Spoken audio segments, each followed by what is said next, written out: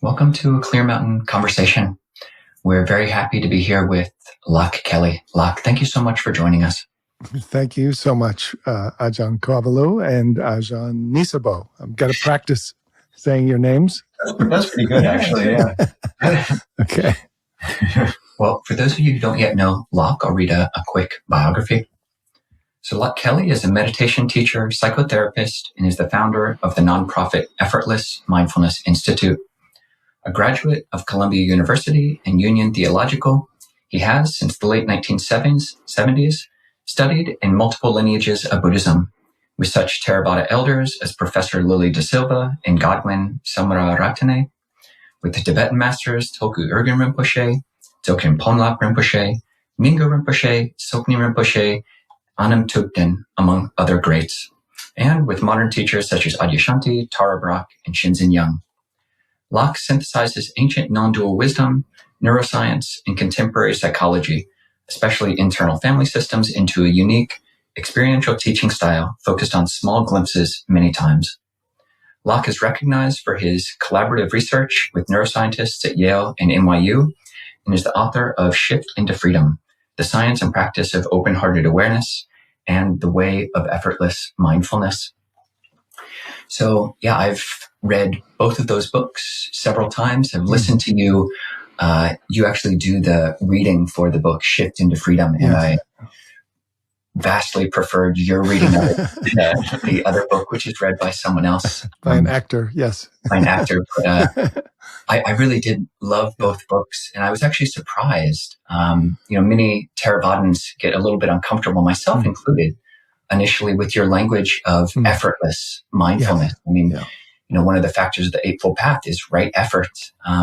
So I'm curious if you could just give more of an introduction to yourself, specifically for Theravada listeners who are new to you and new to some of these ideas that you speak more about. Yes. So I guess the short version would be just to say that you will definitely make as much effort as needed until you discover the effortless mindfulness that's already effortless by itself. So whatever that is, whether you call that the unborn or awake consciousness that's already here within us, it's already maintaining, and there's no effort in its primacy and in its being who we are and what is essentially where we can be aware from and where we can be mindful from, this kind of effortless awake consciousness. So that is the term that was used by Tulku Urgyen Rinpoche to describe kind of that next distinction while still building on it. So the idea is to use the same words to show that there's a connection, but that there's a little variation. And I did study, as you may know, in Sri Lanka for 9 months. So I was there in Kandabodha Monastery, and then up at the University of Kandy, and then also at this place called SMS Meditation Center, and studied with Goenka, who happened to be traveling through there, and Rahula, and a couple of other local Sri Lankan monks, and did a 5-day, 10-day, 21-day, probably 3 10-day retreats, and then studied as well, and then went on up to through India, and then I happened to time it so that the Dalai Lama had just come back from France, where he had given his first teachings on Dzogchen. So he's from a tradition that isn't primarily Dzogchen, isn't primarily part of that tradition, but he's a kind of a Rimé, they call it Rimé, which is the kind of a Buddhist holistic, includes all traditions. And he was all excited, and there was just about 40 of us in this room, and any questions? And I just put my hand up. I said, who do I go study with? And he said, Toko Urgen Rinpoche in Nepal. So I said, okay, good. I'll just change all my plans. And off I went by bus and yak and walking, just about any way to get there. And it was there that I walked up this mountain to this small little house, really, called Nagi Gampa, which was his little, just a bedroom and an outer room. There was a nunnery nearby where we would stay. And there was just 8 of us one day, 12 of us another day. But he gave a little talk, and then he gave this pointing out instruction. So what I experienced was that within 21 minutes, I felt the same way as I did at the end of a 21-day retreat. So the pointing out immediately turned awareness back and through the meditator and through the everyday mind to reveal this sense of awake consciousness that was very embodied and very joyous, very blissful, and very connected, tranquil. So it had all the qualities of that are named as the dimensions of awake consciousness. And I started to laugh, but then I started to cry because it was just like, what? Are you kidding me? This is not, wait a minute. This is, what's going on here? And so I, asked the question, and he immediately said, well, this is the pointing out instruction. This is the nature of mind. It's always already here. It's just covered over. And that those kleshas and those poisons are strong and the habit, but the awake nature is just a little bit stronger, like a little bit. So it's the whole thing. And the feeling at the same time, which was a little different, is like, oh, there's not a different experience, because I had kind of these meditative experiences of kind of pure awareness or cessation or no self and anicca, just everything's coming and going, and interdependence, but this kind of interdependence was that it was all the same taste, that the awareness and the aliveness was connected, and wasn't that there was nothing, wasn't a kind of a spiritual bypass into pure awareness. I wasn't, which I had, sometimes in those real transcendent meditative states where you're just gone beyond. This was very embodied and almost ordinary in its extraordinary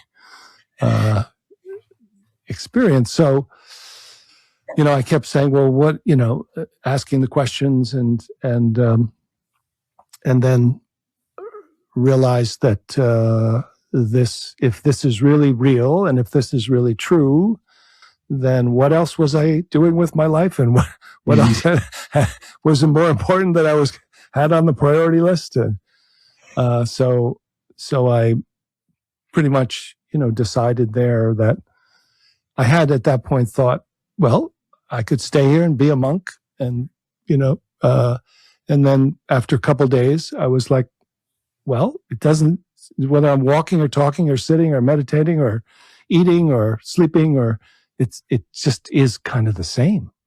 So why not, just see if I can live a life in the midst of the world and see whether people in the world can be able to also have this benefits of this kind of recognition. Thank you, Loch. And I have to resist asking about the Loch journey just because that's fascinating. But I didn't I kind of wanted to circle around gently to this, but I find it's really I think it's worth speaking to earlier rather than later. Because as you might intuit, kind of the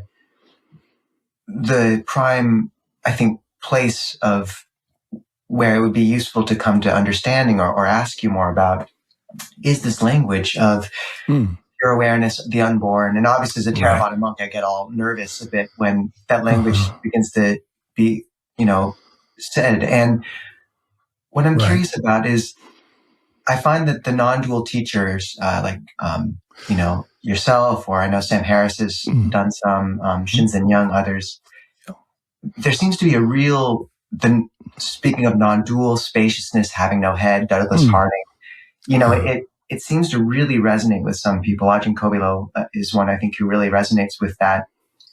And so I see it as a very powerful, skillful means. And certainly the Buddha speaks about, in one sutta, the Bhikkhuni's quarters, he speaks about undirected concentration, where if one can abide mindful and happy in any of the four foundations of mindfulness, you can just abide with undirected awareness or concentration there. Where I begin to kind of question, however, is when it begins to map onto the ontological landscape of the Buddhist teachings. And, as I understand the concept of the unborn, it is a thunderclap, very rare in the world. And awareness, that breaking through into the deathless. And I know that even in one of kind of an interview, I know you referenced that rose apple tree moment where the Buddha remembers being under the rose apple tree, and this simple stopping striving as much through asceticism. And certainly that motion I find so potent for many Westerners, because we try so hard and then you stop and suddenly there's this opening. And yet under the rose apple tree, that moment, the Buddha references explicitly the first jhana. So I'm curious, can you map on these languages to, is it samadhi? Is it the unborn? Yeah. I can. Yeah, I hope to. But we can together. Well, we'll see how we do. So certainly, the quote from the Buddha that that where he says, there is an unborn, there is an unmade.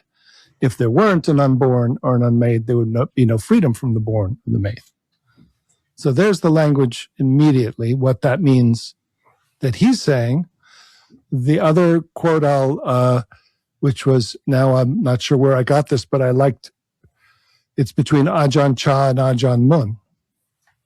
I don't know if you guys know this one, but I was, as I was looking, it says, Ajahn Chah came to Ajahn Mun and he says, talking about meditation experiences, impermanence, concentration, dissolving no self. And Ajahn Mun says, you have missed the point. Those are just experiences. They're like movies on the screen. There's a war movie, documentary, romantic comedy.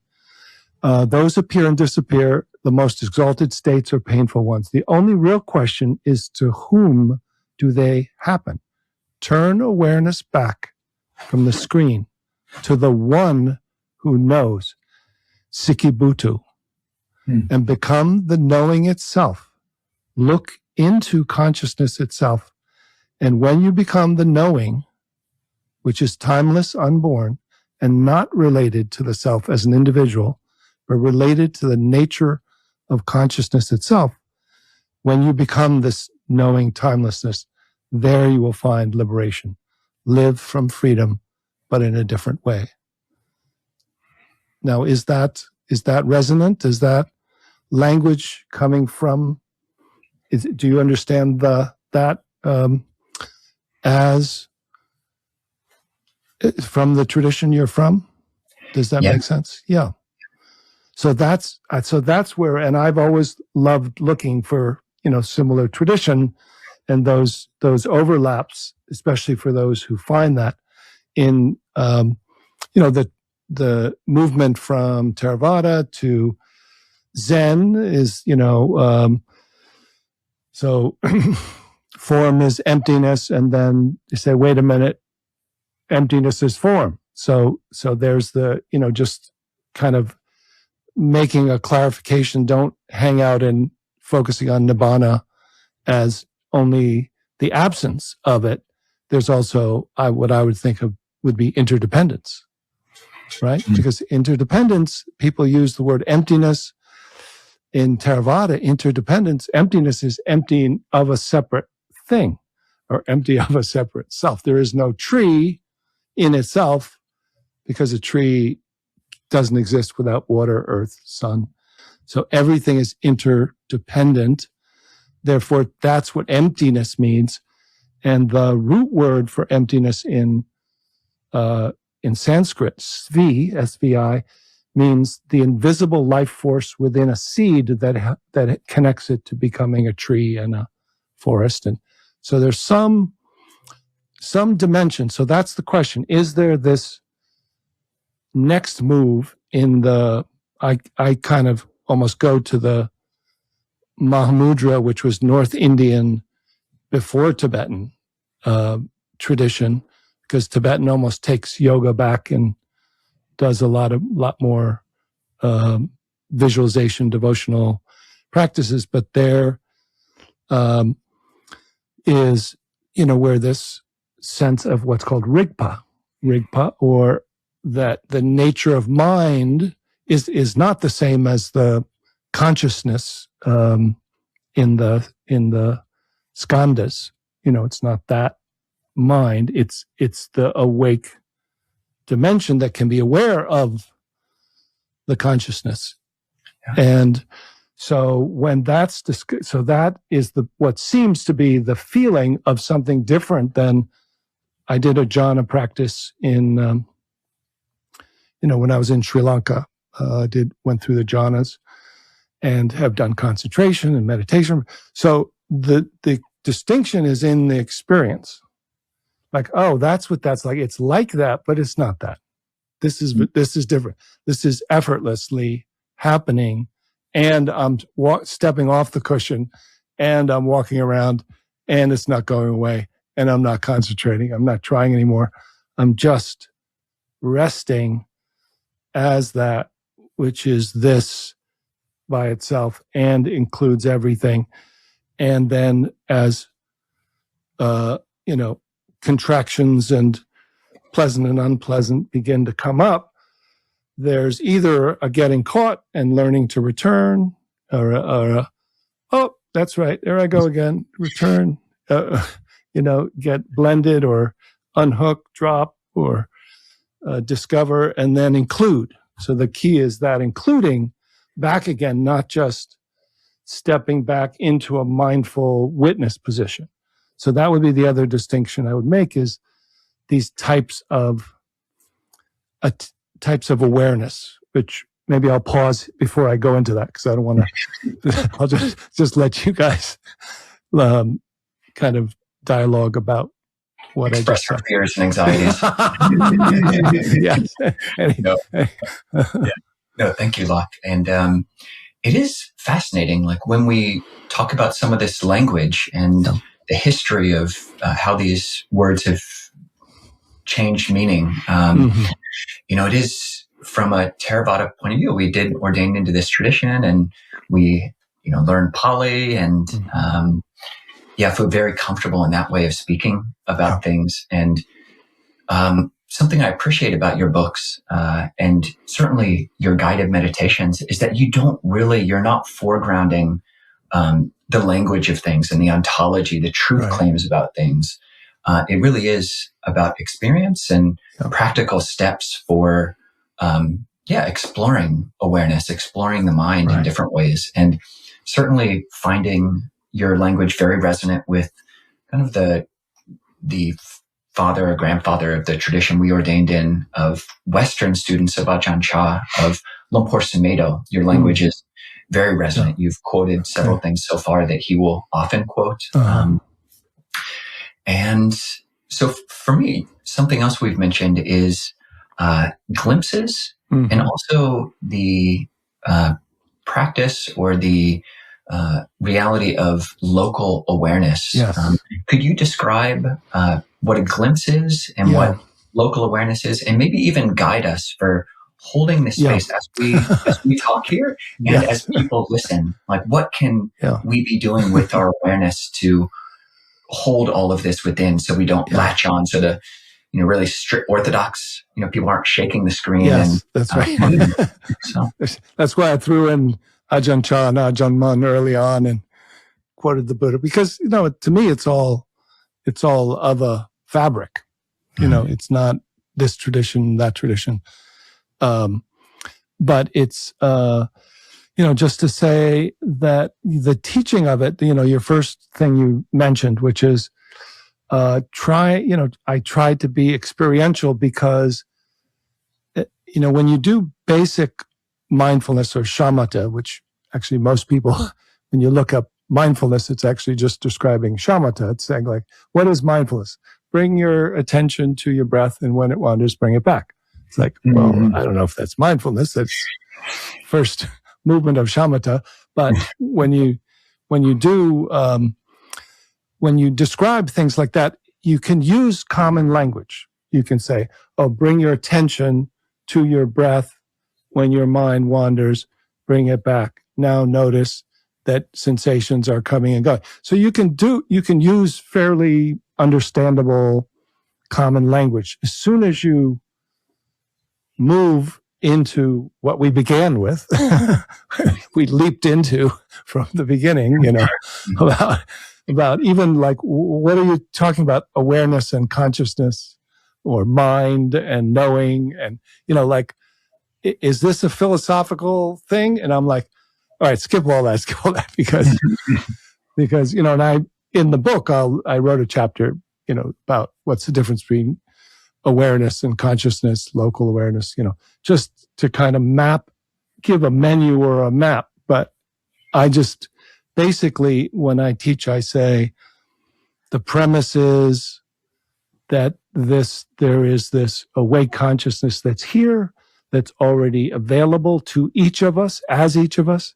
that it doesn't require becoming an Olympic athlete of meditation because it's not developed or created, it's discovered or uncovered.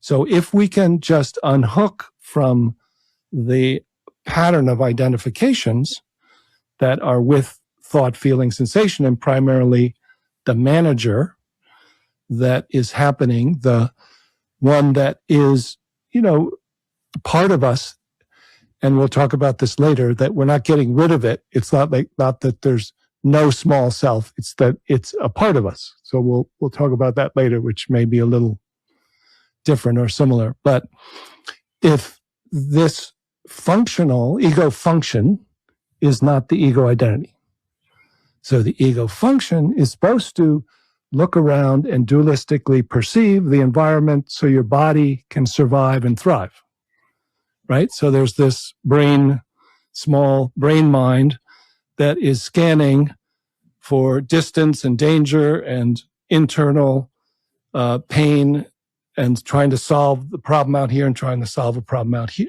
internally. Is there a problem? Do I need to do something, or am I going to be hit by something I'm unaware of, right? So does that make sense in terms of a basic functional body, mind, personal, local brain, mind, ego function that should not go away? Otherwise you can't cross the streets, right?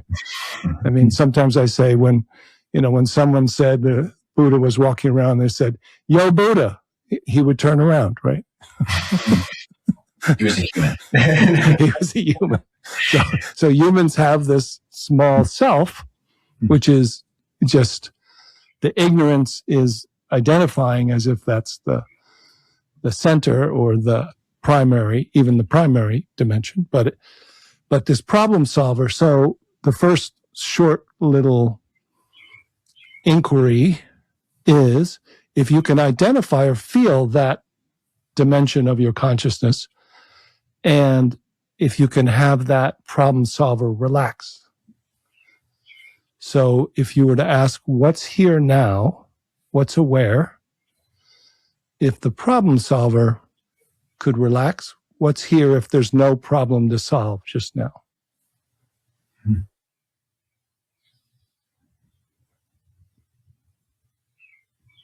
So if the problem solver softens back, You don't go to thought to orient. You let yourself open and just be. And then just be curious about what's this that is alert and here.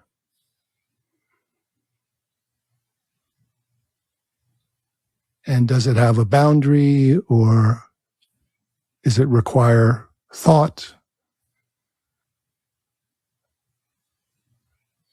And then can you be aware of it? Now, can you rest as this?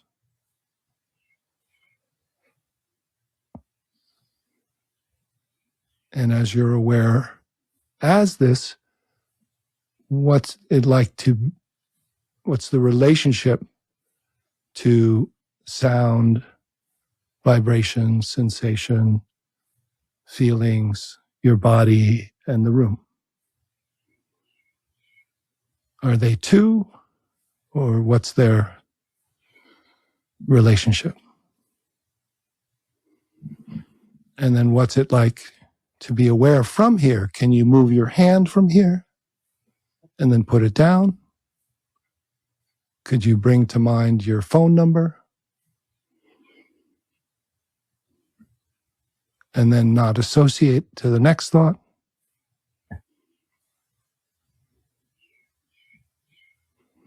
So what's this feeling of this type of consciousness that's eventually highly functional, can talk from here? You don't have to create a small self, but all the information is in the computer of the body, mind, language, and movement.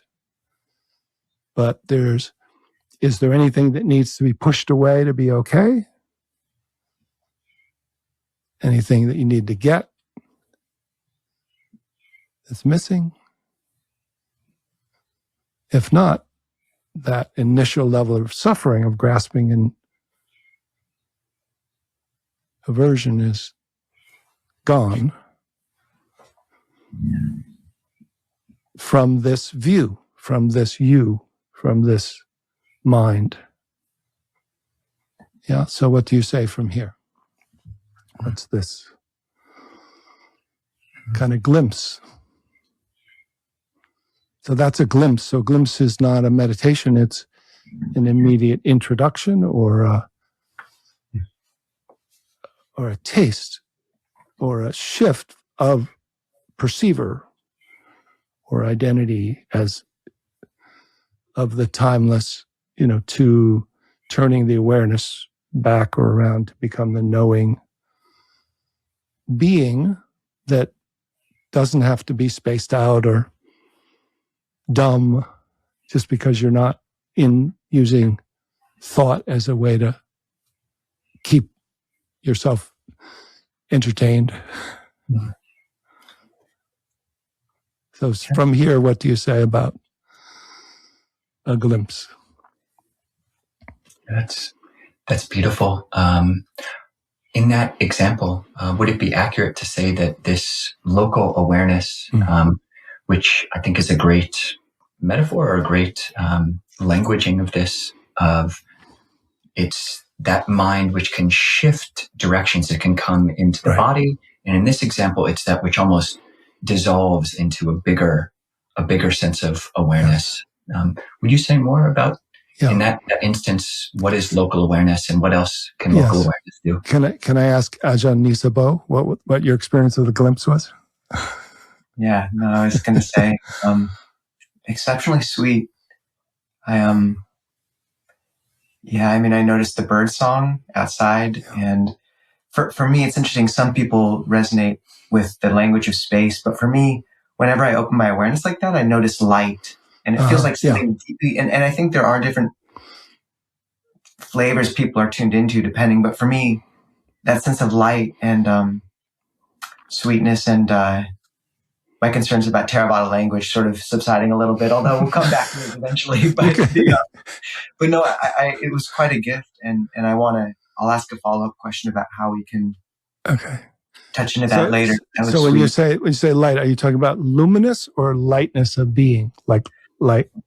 Both, but the luminosity. Luminosity, Yeah, that really enlightenment. That's enlightened. You're enlightened. So see that's it. Okay, bye everyone. We're not going to send this to Yeah, that's the light. The light, clear light. It's often called clear light. That's one of the translations or phrases that's used for Rigpa. Clear light. Does that make sense? Does that feel right? It does. And then the connection. So when you're aware of the bird, it's almost like, well, the feeling for me is interdependence. Like, oh, the bird is in my mind. Like my mind and the bird are connected. I'm mindful from the field of the bird and me. I'm not going subject object. There's some connectedness. Yeah. It struck me. I couldn't help but thinking about left brain as a very narrow, and I know you've studied with neurologists, and this probably maps versus right brain, which is much more peripheral, and also the sutta where the Buddha says greed, hatred, and delusion are a maker of limits, a maker of measurements, a maker of things, a maker of signs. Yeah, that's right. And for me, I mean, just that moment is quite a gift. I need to just to alleviate my I see, like, I have to say, I think, there's a reason that it's so hard to use language to describe an experience accurately, and you never know quite what the experience is speaking to, which I think is one of the beauties that when the Buddha speaks about stream entry, he talks about these review knowledges in Majjhima Nikaya 48, where he talks about how you've encountered that experience by its after effects and its, groundbreaking shift in a heart. So I'm not yet bought into the idea that is that just fireworks? That's hilarious. Our Google or our MacBook does that. So I'm not. Well, I don't know what that was. Wasn't me. Yeah. So I can't. That was the universe. Just saying, was it validation of my thing? I think so. And anyways, just to say, if I get this out of the way, then I can engage with this as a skillful means, and that'll be helpful, because I don't think we'll come to complete agreement on this point. But just to say, I notice the power of the movement you're pointing to. I don't think, in my conception, it maps to complete enlightenment or the deathless as I understand it. And what you're pointing to, that was a gift, and I've only touched that maybe 4 or 5 times in that motion you gave me. And I first, feel free to respond to any of that, but also just, do you have any other ways I can hold that in my life? Because I noticed, like, touching the sound helps, but that softening is such a, it's such a strangely foreign movement in that way. Yes. Yeah. I mean, the thing is, that's, there are I just play with this. So like your question was my question, like I was given this first glimpse from Toko Ergen, and I was like, well, what was that? And is that like other things? And I've had that experience, but how do you do it? And who does it? And what are the other doorways? So I call them doorways now.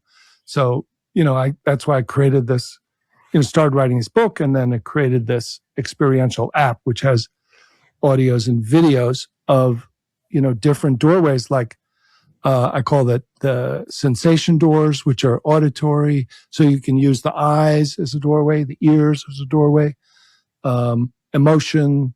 This one we did was kind of mind. We started with mind doorway, the problem solver, identity doorway. But the idea is to start with something very, as one of the foundations of mindfulness, and then unhook to discover what's in the background. So it's almost like a background foreground shift. So in the foreground is our, and what seems to be we're looking from is this thought, feeling, sensation, self-referential. And so if we step back or turn around or drop below it, below the cloud, rather than cleaning up the cloud of the body, mind, we step out of the cloud to the sky. As soon as you step out of the sky, but this is the key, because some of the more new Advaita or pure non-dualists are like, that's it, I'm the sky. And it's like, okay, no, you're only halfway there. So the sky is also within the cloud. So now you remain the sky, now you're in the cloud. Oh, and it's also oxygen and hydrogen, and there's all of it's made of the same. So I'm not losing it. I don't have to go out anymore. I'm neither inside nor outside, neither perception nor non-perception. You know, the jhana, the jhana world. So it's really an exploration of this, meeting this dimension, which to me is important to immediately come back and welcome or include or discover the compassionate dimension of it, not even the neutrality, but that because it is neutral. When you step out, you're in this neutrality of freedom or openness or light or space or the unconditioned, the timeless, the unborn.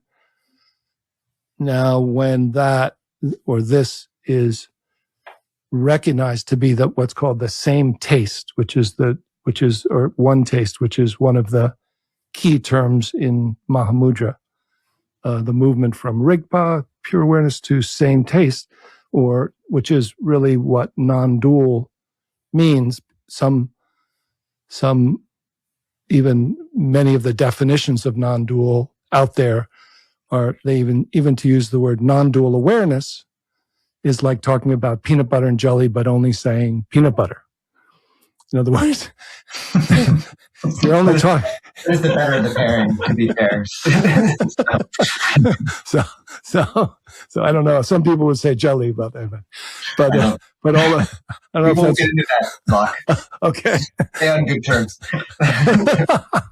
I don't even know if that's a good metaphor. But what it means is that to say non-dual awareness, you can't say non-dual awareness because it's a new dualism, as if I'm in non-dual awareness. No, you're in awareness, but it's only non-dual when it's not separate from the aliveness. Then it's non-dual. So there's kind of this confusion as people move through the map or make these discoveries, that they don't come back to the same taste and then to what I think is heart mind or bodhicitta, or you would say the heart faith or something, heart knowing. You have heart faith, right? Is it heart knowing or heart faith? Is one of the theravada. Yeah. Right? Placing the heart. Yeah. Mm-hmm. Isn't that right? Yeah. So that's kind of where you end up with, there's relative practices and ultimate realization. So the ultimate is already effortlessly here. So relatively loving kindness is something you practice. It's actually a shamatha practice to calm. But ultimate loving kindness is something you discover, and faith is coming through you. It's the knowing of, it's all okay. It's not information about belief. Loch, you mentioned Mahamudra, and specifically in your books, you've mentioned that Ningyo Rinpoche suggested after meeting you and being with you, suggested that you should start teaching Sutta Mahamudra. Mm-hmm. And I'm curious that I've read in one of the Mahamudra textbooks that Tibetan monks will study. There's an English translation of it. And I think my main takeaway was one quote, which I found fascinating, which it said that, teachings from a dualist place, when given to a non-dualist, can be like poison rather than medicine. What is poison for one person might be medicine for another. What is medicine for one might be poison for another. And so you've got this, it's very dualist speaking about things, but it's a dualistic. But you're at Theravada in Mahayana, or this, peanut butter and jelly, and then the sandwich, or you've got gradual and sudden, or you've got non-dual and dual. And certainly Theravada is in many ways a dualist way of speaking about things, wholesome and unwholesome. But I'm curious. I do find this in myself as having so much Theravada dualistic conditioning. I do get uncomfortable when certain teachers, not actually with you very much, but when a teacher speaks in a non-dual language without acknowledging ethics, like, okay, enlightenment now. And it doesn't really, ethics don't matter and training the mind doesn't matter because there's awakening right now. I get very uncomfortable with that. Yeah. And sometimes we've been teaching in a Theravada context, a dualistic context of gradual training. Okay, you need to get your ethics and your morality in line, and then train in a generous heart. And then there are all these other steps to take. And non-dualists in the audience say, what are you saying? You just haven't seen the true deathless right now.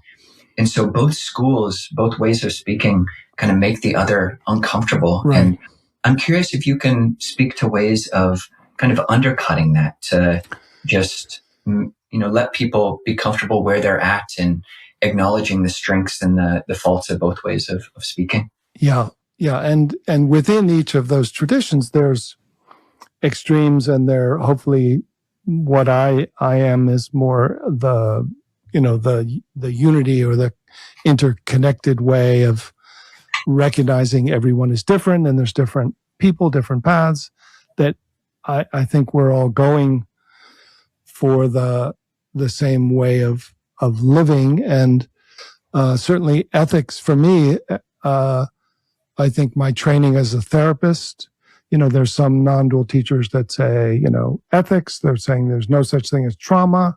You don't need to do psychology. A lot of meditation teachers, in general are kind of cut off from psychology and some of the importance of that and end up acting out.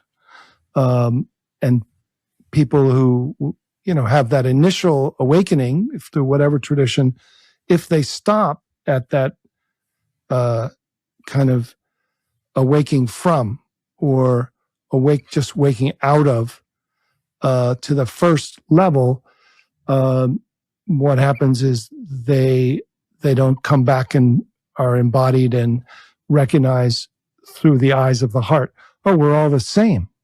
Of course, I'm going to treat everyone the same because that's the root of ethics and morality.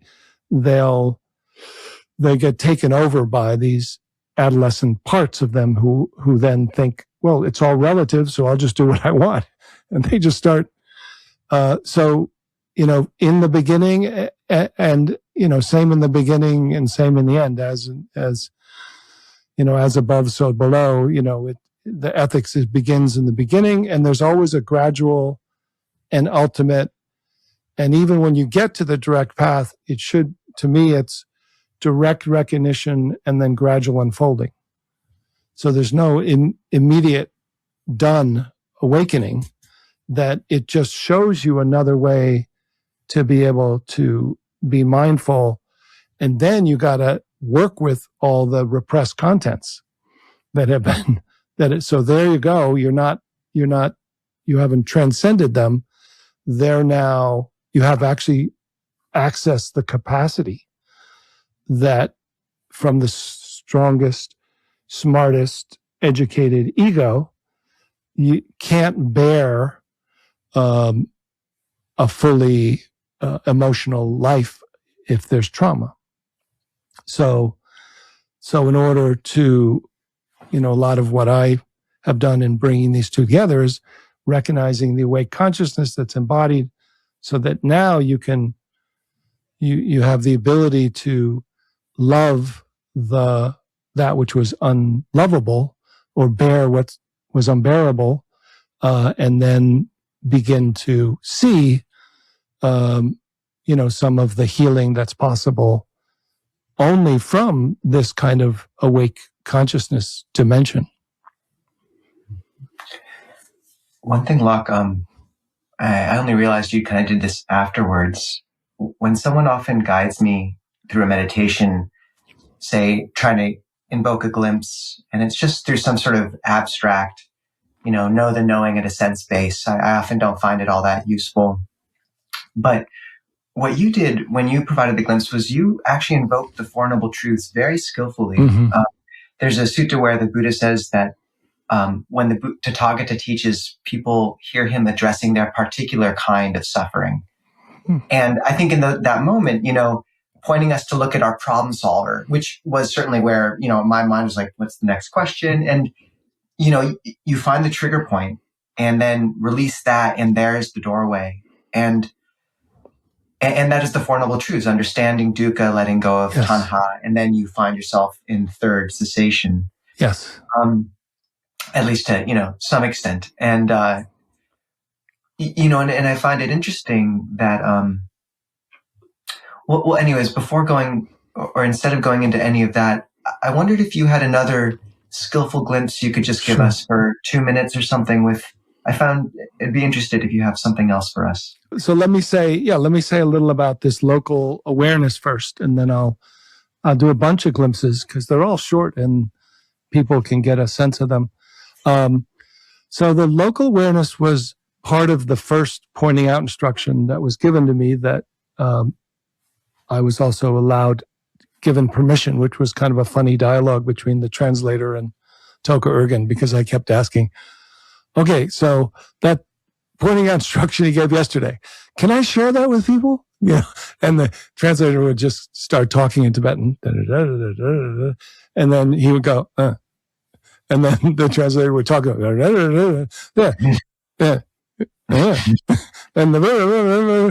and that was like, he was like arguing the case against sharing it.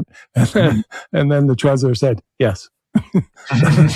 So I had that permission. So this one often doesn't work for most people. So it's kind of funny, but maybe I shouldn't say that as a teaching tool.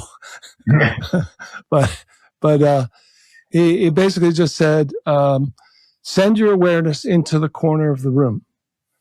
And then from there, have your awareness look back through the one who sent it until you discover the freedom of who is knowing or what is knowing.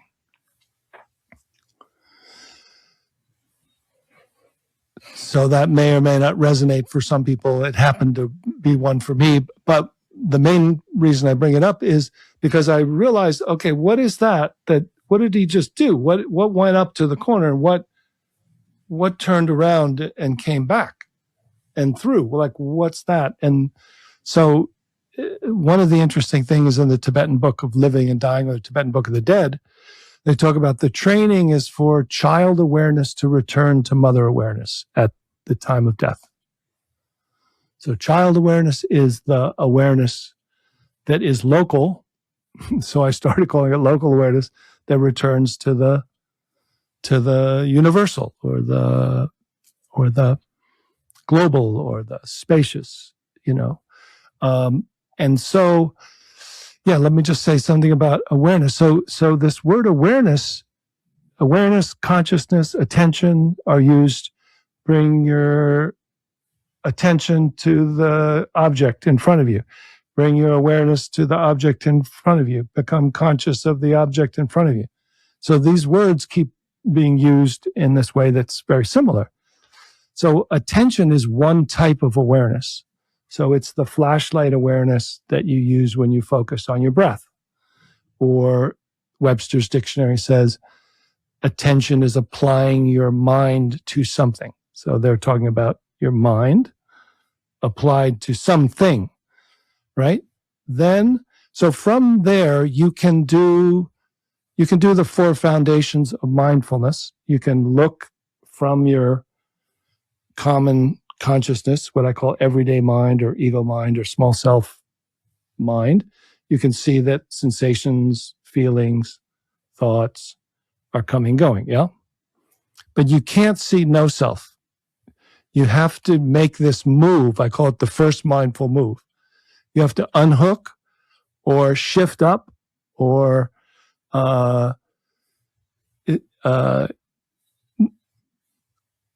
open to be able to look at your mind as a moving, so your point of view has to change. So that's called mindful awareness. Does that make sense to you? Just that those are two different types. They're not really, it's not really taught. I mean, I've taken a lot of, I'm like, well, it's so obvious. Like, come on. It's like you can be mindful from any consciousness, but they're very different. You have to, when you're to be aware of your mind, or to be aware of thought as anicca that leads to anatta, you have to be looking from a different point of view. Is that true? Yeah, so you've given some great analogies. So like spotlight awareness, yes, or flashlight awareness, yeah, which is kind of this object-based awareness. I'm looking at the breath. It almost feels like I'm behind the eyes. Yeah. Like an arrow pointing at the breath, runs off. Okay, breath. Yeah. Object-based flashlight, or you can even make the mind big. So it's like a floodlight. It's like a floodlight from here. Floodlight. Yeah. Much more panoramic. And then actually, who is behind the camera is this more subject-based. Yeah. Then you have this kind of street light. So the mindful witness is like a street light. So you have to, it's got to be above the car, the vehicle, right? Vehicle, see that? That's a translation. So that, do you experience that? Some people, and I ask people, well, where are you? So this becomes one of my main things, like location is the key. Where are you aware from? So it's not even who's aware, but like, well, where, what, or the other way of asking is like, to what or who is everything arising? Find the location. So it's not even worry about the definition of self or mind, or like, well, where? Like, oh, here. Okay, so now can you, if you're aware of from here, and okay, now bring your awareness to your breath at your belly from here. Okay, right? So now just follow that light. It's going this way. So just follow it back up to find out where you're aware from. Now open, can you be aware of that area that was just watching your breath? What do you have to do to be aware of the observer?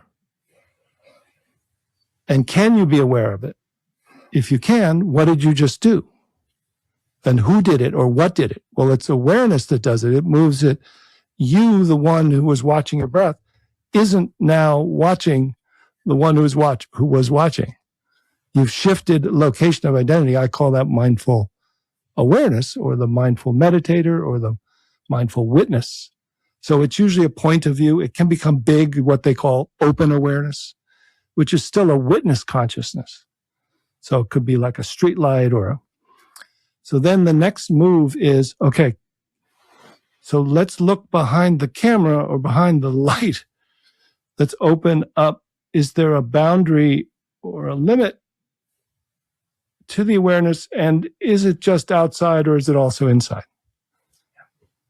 So now you have, kind of all pervasive, effortless awareness that can be aware. So now from here, so I work with people who have ADHD or have, so they can't concentrate from this mind. So I open them up and then, okay, now notice that you're not concentrating from there anymore. You're aware of that, just like sensation in your right foot, sensation in your head. Now be aware of an object in front of you from this field of awareness. And this can move all at once. And so can your, arthritis in your hand, or your indigestion in your stomach, or your foot, because you're not using your brain mind. So as soon as you focus from the field of awake awareness on an object, you're now again using local awareness. So you're not using attention anymore. It's actually like it's connected. You look at the object and it's actually like light is reflecting off of objects and coming to you. You're no longer kind of grasping an object. It's like so mindfulness becomes connection from the field to the local body, to any object that is received and connected to, including the space behind you, within you. And then you feel that you're then able to start to talk and move and walk. And this becomes what I'm now calling a wake-loving flow. So a wake-loving flow is using some of this flow consciousness research from Csikszentmihalyi to say, oh, look how similar you've got it. In order to be awake in the world, you've got to be able to talk and walk without being in a small self. Can you do it from your one taste, open-hearted presence? And you can, and actually it says that it's timeless, that classical flow consciousness is timeless. It's not self-referential. It feels that there's a natural optimal functioning that isn't using thought to do it. So this starts to become like, okay, good, let's take it on the road here. Let's see if we can live from this in the world. But does that make sense? Those moves of awareness, which people keep saying consciousness awareness, I don't own the definitions, but I'm just saying, all right, let's use this word consciousness for anything that's moving. And awareness, pure awareness has no content.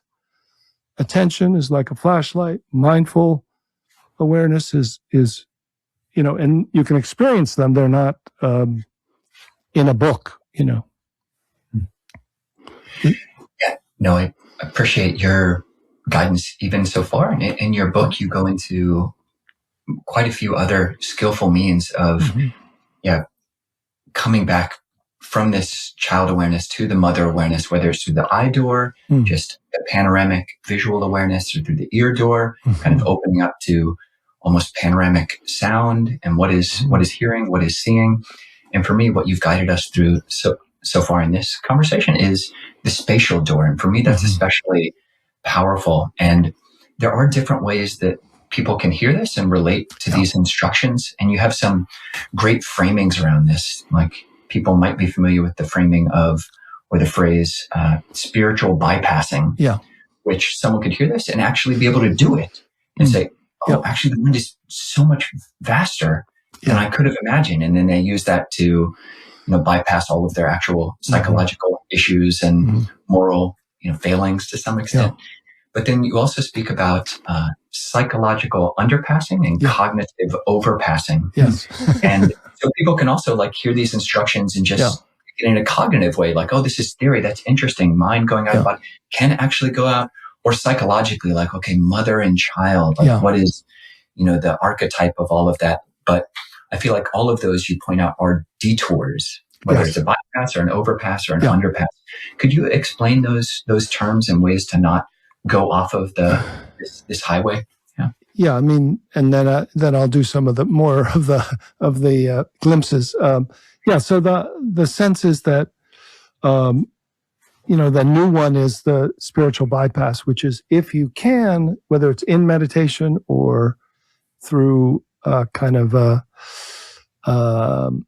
spiritual detachment or transcendence, as if you're transcending and you go into a dimension, whether you go up or out, you have your awareness go into this pure awareness that's detached and disembodied, and you feel like you're free of suffering, but you're also free of being a human being. So that's not so good. So then you kind of come back often to an intellectual overpass, because you then make it just a philosophy. Well, there's nobody here named Loch. People will come to me from the kind of some of the Neo-Advaita. There's nobody here named John. I go to the grocery store and things end up in my grocery cart, and my partner thinks I'm dissociated. What do you think? I'm like, well, first let me ask, what ends up in your grocery cart? Is it cat food and you don't have a cat? Is somebody making a decision about what, like, how are you doing that? And then I help them realize, well, what's this? If non-duality that's half of, the dualistic mind, this is a new dualism because they say, well, I'm just pure awareness. Everything else is a movie. Well, okay, you're pure awareness. Everything else is a movie. So that's two as far as I'm counting. It's like, well, the other thing's a movie.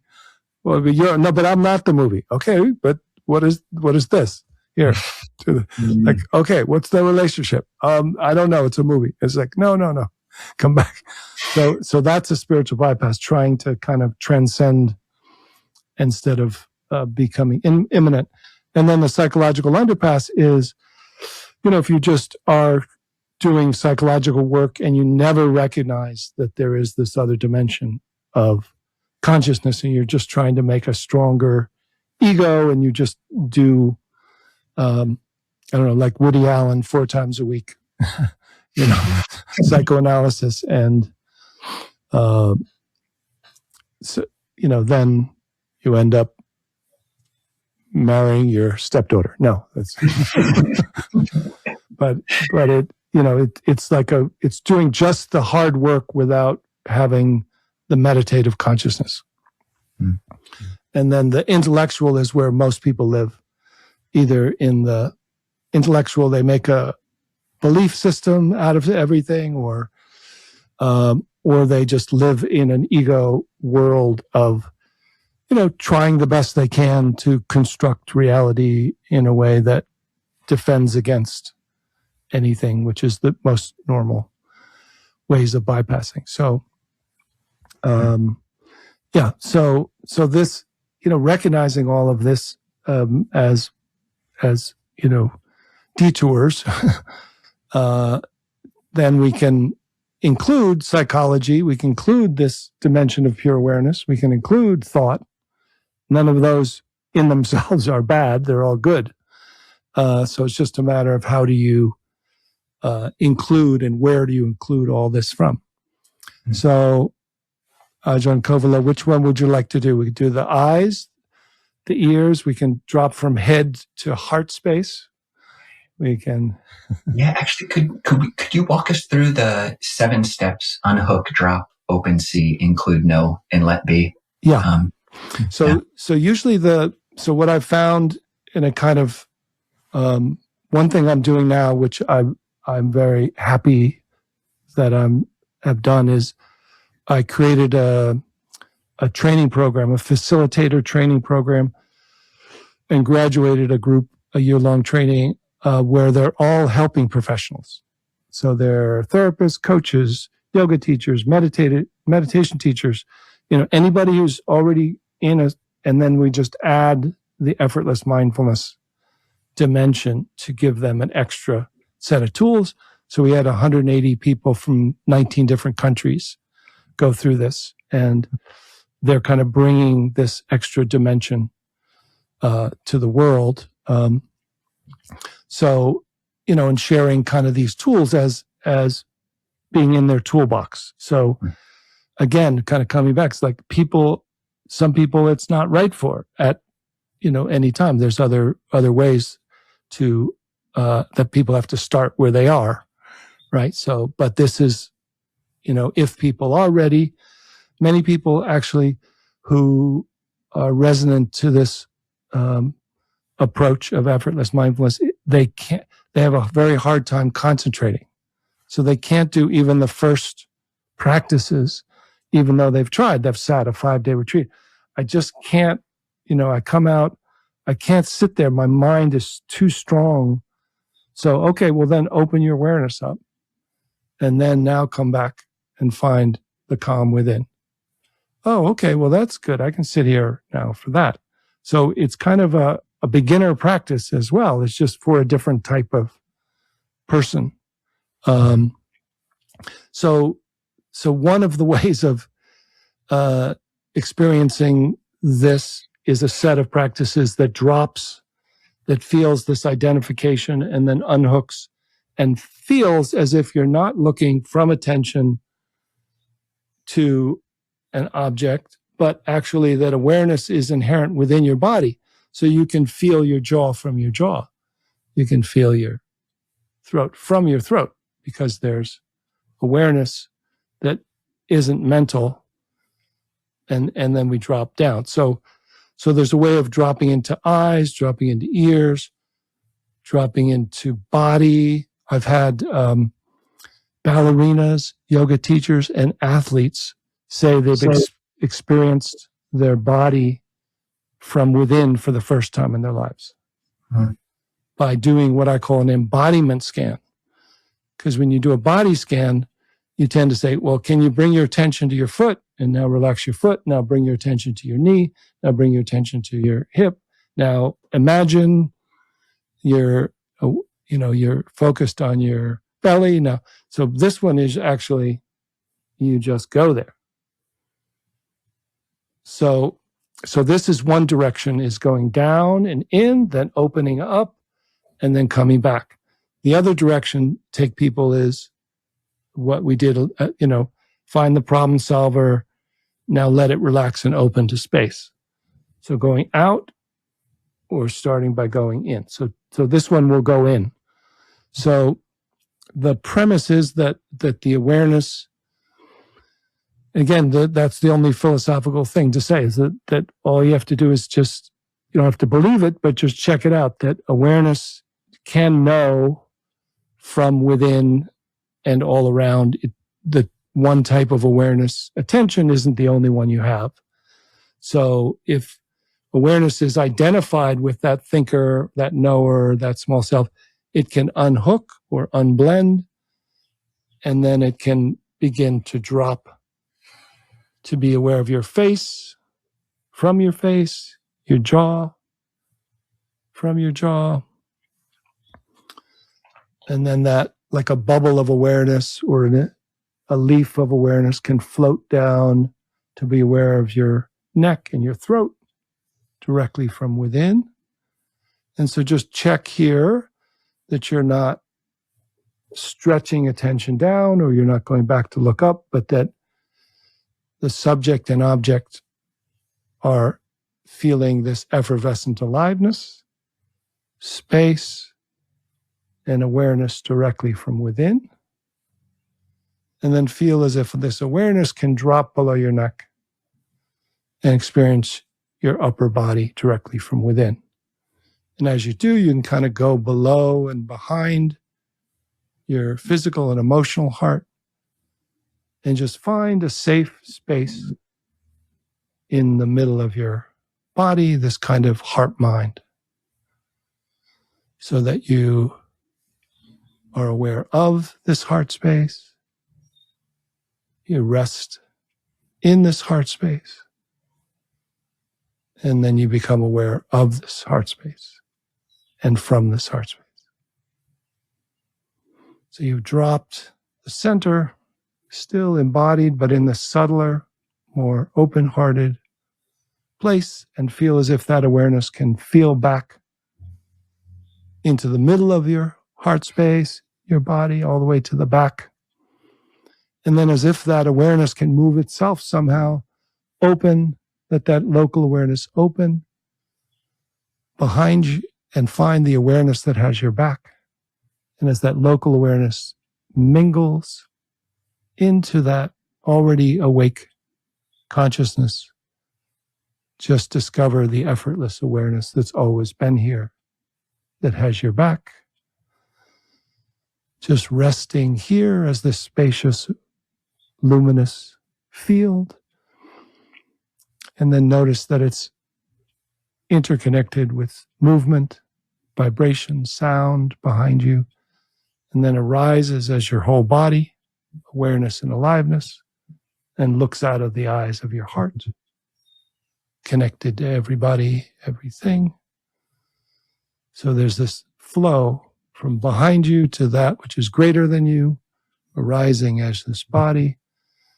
And from your open heart, you can feel this natural loving kindness and even add those phrases. May all beings be well and happy. And feel as if, as you connect to everyone else, that you have within you this awake consciousness, that you have pain and suffering, that you have this open-hearted, compassionate heart, same as everyone else, but they have awareness behind their back that connects to you. So there's this interbeing feeling of connection, luminosity, and open-heartedness. So from here, just let your eyes receive light. If your eyes are closed, as you open, let your ears receive sound, let your eyes, and let it come down like a periscope to your heart mind. Let all the information from the office of your head come down like Wi-Fi, and see what it's like to abide and reside and feel that you're more heart-centered.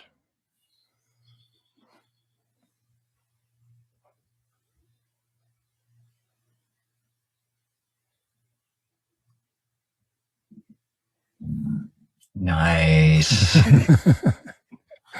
Nice. See that? Everyone does. See, that's what they do. And when you do that, that's what that is. My stomach was also rumbling, but I thought this was a better side. Yeah. I didn't do that because of that, actually. Yeah. Loch, thank you. You're welcome. Yeah. You know, it's interesting. The dichotomy of mundane and supramundane right view in Buddhism, it's a paradox. And I think at the heart of most spiritual traditions, you have that, where supramundane right view, looking at everything and just the Four Noble Truths, this relaxation of upadana, grasping into nirvana and awakening.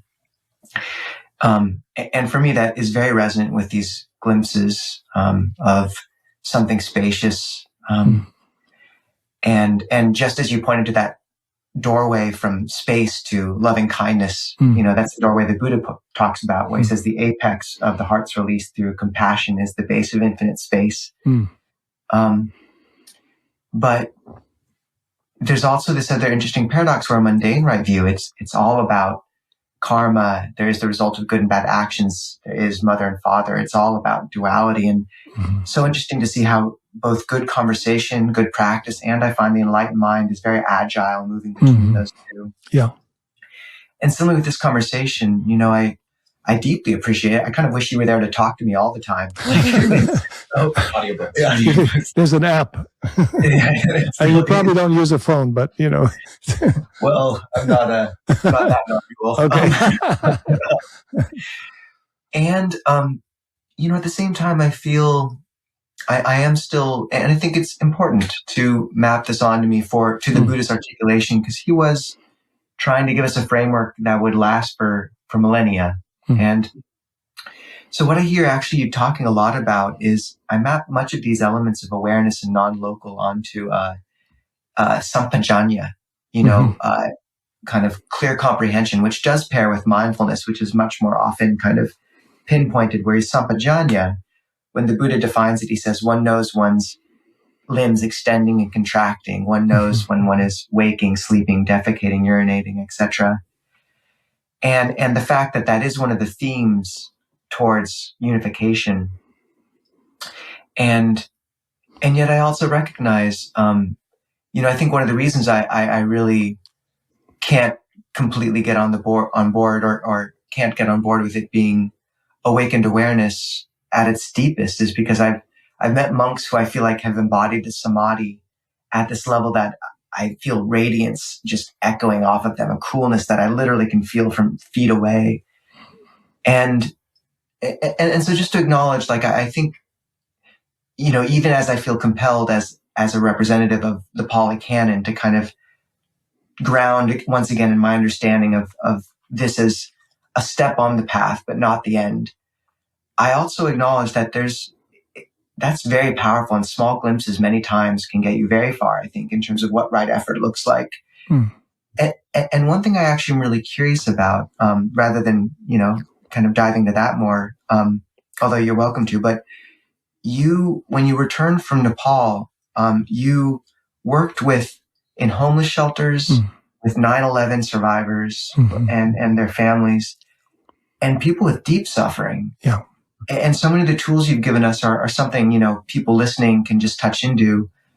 But I'm curious, when you've encountered that other level of dukkha, like people really struggling, how do you bring this language to them in a way that actually is enough to hold what they're going through?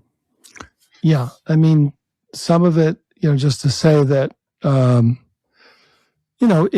in some ways, the Buddha, the Theravada tradition, is what I understand in studying religion is called the via negativa, which doesn't mean negative, but basically Buddha said, I'm not going to tell you what you are. The Hindus have got that.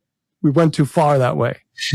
I'm just going to tell you what it's not, and show you a way to let go of what's in the way. So then I think what the Mahamudra did is say, yeah, all of that, and who, like Ajahn Mun, if you want to talk about it, we can talk about it, but you can glow without talking about it. In other words, those guys you're talking about are, when I talk to them, we're like, yeah, that's right. That's what I'm doing. They're not saying no, I don't understand what you're talking about. They're like, yeah, I just don't talk about it that way. It just happened. I said, well, that's effortless, right? Yeah. Right. So I think it all leads there, that in some ways it's adding this via positiva to say, okay, well, let's distinguish so we don't just stay in the jhanas, or we don't stay in concentration practices, or let's distinguish concentration and samadhi from awake consciousness, and then awake awareness from same taste embodiment, and then distinguish the ability to live from flow. So, in one of the psychological systems that I resonate with, is internal family systems. They use self, kind of from the Hindu idea, but it's basically nature of mind. They say small self and large self with an S. And I've added some stuff to their system, which self-essence, but basically the sense is that this is used with people with the most trauma. So one of the first things is to recognize, where are you having the suffering? Where is it located in or around your body? What is it saying? Okay, it's throwing. It's like, I can't speak. I'm just overwhelmed. Okay. Can you find that? And yes, it's right here. All right. Can you just acknowledge that you're feeling it? Can you ask that part to step back, or can you ask to unblend so you can be aware of that part? Can you ask that part if it will give you some space so you can be aware of that part that's suffering? So there's the move, which is what I call the mindful move. So this unblending, unhooking, disidentification move is the one that otherwise, if you're in this, if people who are suffering are so overwhelmed, they're trying to be in the storm cloud to fix it, that this move, which is given a psychological language, I'm just so worried. I'm so worried about, okay, where is that part that's worried? Oh, it's like right here. All right. Can you thank that part for trying to help you? Yes. You appreciate that it's got good intention. Yes. Can you ask that part if it can give you some space so you can be aware of it? Yes. Well, how do you feel toward that part? Oh, I feel compassion. So now you're here, and the suffering hasn't changed, but you've basically gone into a meditative version with the most traumatized people. So this is done in, with people with, big T trauma, and Bessel van der Kolk uses it in his work. And so that's the amazing thing, is that this almost radical way of doing things. My wife went to 15 years ago to Dick Schwartz seminar and said, "Look, this guy's doing what you do, except upside down." And what he meant was that he had to clear all the parts and the exiles before he got to self. And I was like, no, as soon as you get space, now go to self, and now make sure self, or nature of mind, or awake consciousness, is what's here and what can go to that. So that that's amazingly that the combination of kind of meditation and psychology with people who are suffering most is really works well. I can even say that the first time I discovered it was somebody. I was working in an outpatient psychiatric clinic in Brooklyn, and a woman who I had been treating came out of had been hospitalized. She had severe trauma and depression. She said, "Yeah, I'm just, I don't know, I'm feeling like, I'm just worried I might feel like I might hurt myself." I said, "Okay, well, that's okay. Can you tell me about that?" I said, "Well, some thoughts about hurting myself." I said, "Are there other thoughts?" "Yes, there are other thoughts that I don't want to hurt myself." And I said, "Well, who's aware of both those thoughts?" And she said, "Well, me." I said, "What do you mean, me?" She said, "Well, me that's free. I'm aware of part of me that wants to hurt myself, part of me that wants to live, but I want to live. I'm in a different way than these guys are arguing." And then she kind of had this almost like awakening. So she started to see that, even these strong feelings were just kind of polarized parts of her. I appreciate your flexibility, some flexibility around language. Like, you don't just advocate just destroying the ego. You do talk about healthy ego function, which is certainly a part of the internal family systems. And also, I think just in explaining for myself what you're teaching for a theravada framework. A lot of theravada meditation, the depths of going to samadhi and then stepping out and seeing, it's about impermanence, being able to see the constantly changing. But there's also this anatta, or not self. And it's not like you have to work super hard to get to not self. It's actually not self from the beginning. Right. And also there's a framework, this we've mentioned a number of times, non-dual perception. And certain people say there's no talk about non-dual in the Theravada and the Pali Canon, but there actually is. It's used when talking about a particular types of perception, which are most often understood in terms of very deep meditation. So the base of infinite space and the base of infinite consciousness, which really are extremely profound states, which are very rarefied, which most people won't ever experience in that depth. But the Buddha also does talk about just those as perceptions, like the perception of infinite space, the perception of infinite consciousness, which in Bhante Nalio, one of the foremost scholars of Theravada Buddhism, will point this out. Like, you don't have to get to the depths of samadhi to be able to experience that perception that infinite space, which is described as above, below, around, non-dual, advayang, non-dual and infinite or unbounded. And so that's how I experience, what you're speaking of is a perception that one can tap into. And I'm curious if you could give any guidance for someone who is maybe more familiar with non-dual language, but who may have gotten stuck? A great phrase that you use is they've entered into the witness protection program. Yes. And you give this simile as if you're driving from the East Coast to the West Coast and you reach the Grand Canyon and you think, oh, it's great. It's vast. This is it.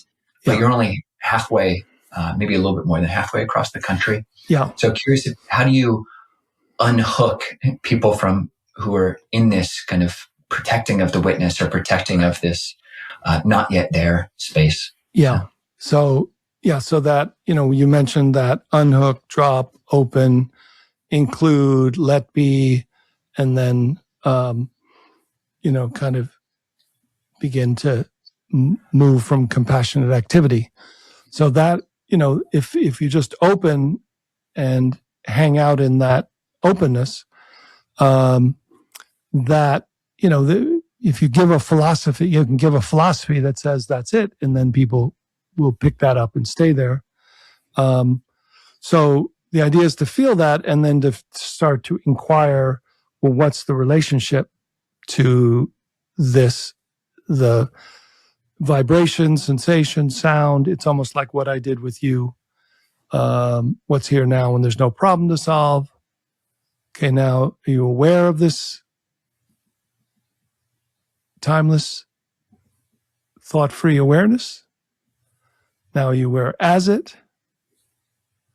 And now what's the relationship to sensation, vibration, thought, feelings, your body, and the room?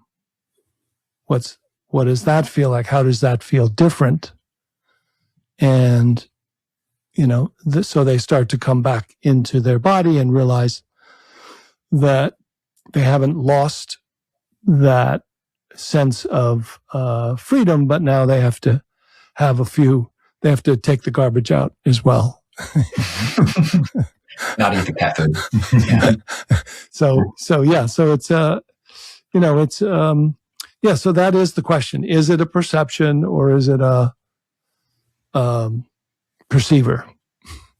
Those dimensions you spoke about before. Is it a perception of or is it what you're aware of or what you're aware from? Is there dimension? And whatever it seems to me, because I'm exploring it, I'm open to hear about it, and I don't know for sure, but I know that when I take it to be the perceiver, I feel pretty good. In other words, it liberates, and then I've been very much involved with this door of flow to really take it off the cushion and really start to engage with people and get triggered, and then, work with it in motion. Like, drop, open. Okay. Don't say it yet. Okay. All right. Listen. All right. Ask a question. All right. Here we go. Oh yeah. So just feel like there's this dancing emptiness, kind of, flow feeling that it isn't a thought-based self. So like flow, we know that in flow, it might be a state, but might be a state because the others considered the normal. What if flow was the normal and you got caught in a state? Flow being, so I ask people, all right, so tell me what you do in your free time. Why do you choose to do what you do in your free time? And what they do is they do whatever they do to get into flow. In other words, to get out of their thought-based mind. They walk a dog, they walk in nature, they garden, they dance, they play sport, they cook, what happens when you do the thing? What do you, they're in this, they're dropping out of their mind, they get out of their car. Okay, if we're working all week, I'm going to go walk in the woods, near my house. Beep, beep, beep, they get out of the car. They walk in. As soon as the woods are here,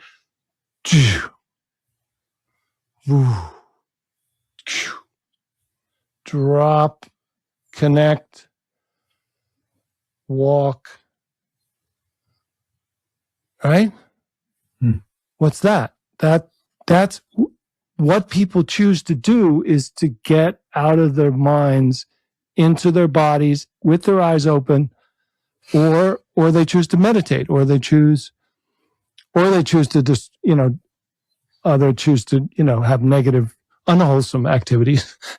They drink, or they get on their phone and doom scroll, or, but when they do something that brings them a certain kind of joy, that leads them to like do it again, But then I say, okay, so what? Give me a peak experience. Okay, well, I went with my friends last year, and we all joined. We were going to hike in this mountain, and so we all met, and we were like early in the morning. We walked up to the top, and then we got there. We looked out over this vista, and I realized all my friends were here, and I just opened to this, and it was just, everything was just perfect.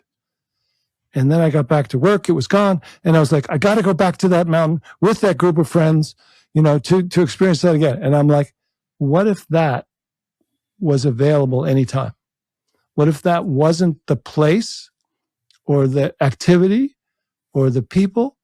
What if that was the door that allowed you to have a mirror to open or discover the dimension of consciousness, which is always here, and you can experience on a subway in New York City.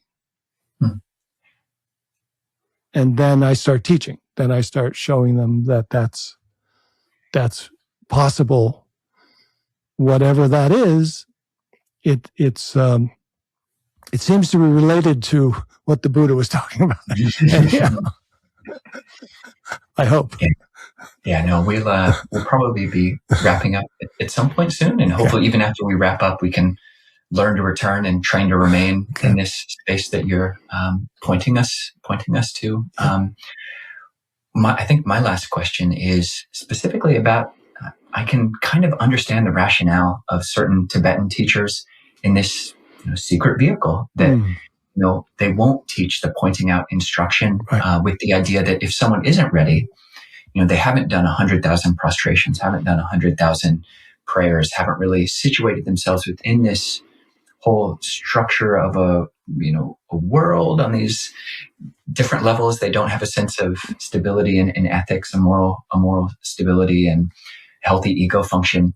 Then things can get weird, and that are even harmful to themselves or harmful to others. And I'm curious if you see any of that. Is there anyone who you won't teach these glimpses to? And what might you recommend for people being careful as they approach this? Or is it just, just jump in and learn how to swim? Just curious about your thoughts on that. Yeah, I think, the main reason they say that they don't teach it is because it's possible that if they give this instruction out and people are like, oh yeah, I got that. Okay, that's pretty cool. So what? Then they'll kind of just never go back again. Whereas so that's the danger. That's actually the danger when I really push them. Well, what is the danger? Are people going to go crazy? No. Are they going to be, is it dangerous? No. Because they give the Tibetans, Buddhists give the full map. One of the dangers that we talked about, spiritual bypassing, I think, is just having an incomplete map. So you only teach the opening to the awareness, and then you say, that's it. You are the non-dual awareness. Everything else is a movie. So that problem is the map's problem that could be dangerous. But they're saying that if you miss it, you may never go back. But if you were prepared and then you get it. But I would say, well, Toko Ergen, who did three-year retreats and taught the last one that he taught, when asked, why are you giving this out to Westerners now? when I was fortunate enough to be there. He said, well, when I was 16, my uncle gave me pointing out instruction, and after 3 retreats, it's no different. Mm-hmm. So he said, I figure there might be a few people like me around that it's the right path for them. So I feel at this time in the culture, there are many different good ways to share and to help people with relieving suffering. And so my group is lay people who are busy, have busy lives, and can have the potential to do small glimpses during the day and may not have time to take long retreats or practice as much as they might need, or they're just the type of people who this is the right method for. And so I would almost be willing to say at this point, it's probably more dangerous not to give these out than to give them out.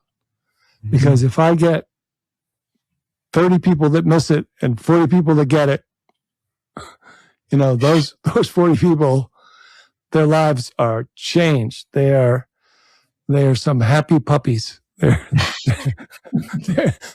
going around like this. They're if this is available, where else is it available? It's only become available to lay people, since the 1950s. And now, and I try to be, very conscious, very full in the map and very ethical. I'm very, bring my psychological work. I'm, do all of that. I was asked to be part of a teacher training, and I was asking these questions, and the person said, wow, you are really very ethics forward. And I was like, I don't know what that term means, but I'm concerned with whether this is a program that has ethics as part of it. So otherwise, I'm not gonna. So I try to do it in a way that isn't dangerous, and I'll even say something like this, like I may not be the right teacher for you. This evening or this retreat is a short retreat. You're being introduced to something that has a long history. There are many teachers out there who can give you more history. And please, if this doesn't work out, I would hope you will try again if you have time and interest. But as long as we're here, let's go for it. All that being said, Clear Mountain supports people doing 100,000 prostrations after this interview wraps up. Loch, looking at you kind of in your blue shirt and us in our sort of brown, I kind of think of this conversation as you, this sort of gooey blueberry jam, and us with like theravada. Theravada whole grain bread, just trying to keep things kind of strict. And it's been a good conversation and quite juicy and very sweet.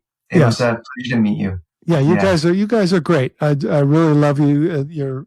I do. I feel like brothers with you guys. Mm-hmm. We focused on some of the unique things of the tradition that I stumbled into and am trying to bring as an adjunct and a form of Buddhism, but it's never in competition. It's always in a kind of a tasting menu for those who will. And you guys are I will recommend you to many.